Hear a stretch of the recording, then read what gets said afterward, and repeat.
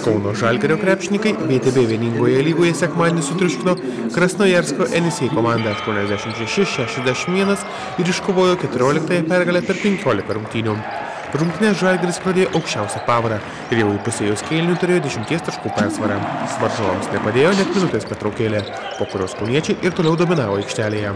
Ypač išsiskyrė Robertas Jevtokas puolime lengvai rinkęs taškus. Pirmajam kėliniui artėjant į pabaigą Enisej pradėjo rasti kelius prie žalgiriečių krepšio, bet su pražanga įdėjęs Kuzminskas išlaikė dviženklę persvarą šeimininkų pusėje. Antro kėlinio pradžia nebuvo tokia rezultatyvi, tačiau vaizdą aikštelėje pataisė Kšištofas Lavrinovičius ir Kuzminskas, kartu pelnė 10 taškų ir Žalgiris pirmavo 46-32. Trečiajame kėlinyje žaidimas kiek įsilygino, tačiau daugiausiai Ado Juškevičiaus taiklių metimų dėka Žalgiris tada pirmavo 15 taškų skirtumu. Prasidėjus ketvirtajam kėliniui dėl lašo perdavimą triuškinančių dėjimų pavertė Jevtokas. Po to sekė keli tolimi metimai ir rungtynių nugalėtojas tapo aiškus. Na ką, čia buvo svarbiausia psichologiškai vis tiek po Bambergo sunkių rungtynių ir daug išvargom, kelionės buvo visą kitą ir sakau, viskas priklausė nuo mūsų, svarbiausia buvo mūsų nusiteikimas. Na, pirmą pusę šiek tiek gal silpniau atrodėme, bet antroji pusė parodėm ir gynybą geresnį, ir puolimą, ir to pasekoje pelnyti laimėjom. Mes visą laiką, kai žaidžiam vienas rungtynės, kažkiek galvojam ir apie kitas, ypatingai jeigu persvara yra saugi.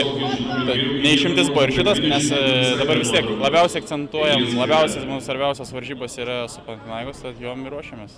Na ką, pradėjom labai stipriai, atsitrūkom ten 16 neatsimenu taškų, bet paskui atsipalaidavom ir jie pajauti, kad gali prieš mus žaisti, biškai dasivijo ten iki 8 taškų, kiek aš atsimenu ten maždaug. Na ir, bet mes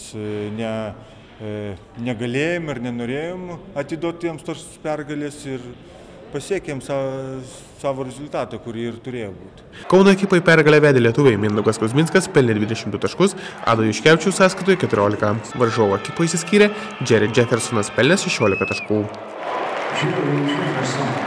Nėra problema. Po rungtynių krepšininkai atidavė duoklę juos ištikimai palaikantiems moksleiviams.